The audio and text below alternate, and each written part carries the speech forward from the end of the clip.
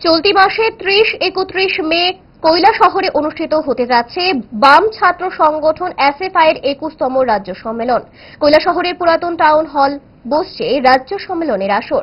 ঠিক সেই আবহে সম্মেলনের প্রচারপত্র, সংগঠনের ফ্ল্যাগ ফেস্টুন নষ্ট করে দেওয়ার অভিযোগ তুলল এসএফআই। সম্মেলনের আবহকে নষ্ট করার পরিকল্পিত চক্রান্ত বলে দাবি করছে বাম ছাত্র সংগঠন এসএফআই। সেই চক্রান্তকে চ্যালেঞ্জ করেই রাজ্য সম্মেলন সংঘটিত করবে এসএফআই।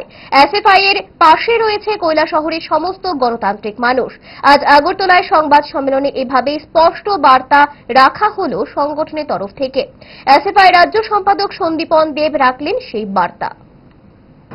আমাদের সমস্ত কৈলাসহরের যারা আছে ছাত্র আন্দোলনের কর্মী, সার্বিকভাবে গণতান্ত্রিক আন্দোলনের কর্মী, সবাই তাকে চ্যালেঞ্জ হিসেবে নিয়েছেন যে কোনো পরিস্থিতি মোকাবিলা করে এসএফআই এর সম্মেলনকে সাফল্যমণ্ডিত করে তোলার প্রশ্নে সর্বাধিক ভূমিকা পালন করতে হবে। গত কয়েকদিনে কিছু অনভিপ্রেত ঘটনা ঘটানোর চেষ্টা হয়েছে।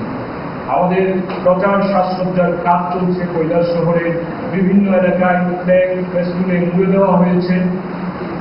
সেখানে দেখা গেছে যে প্ররোচনা দিয়ে আমাদের কিছু ফ্ল্যাগ নষ্ট করে দেওয়া হয়েছে।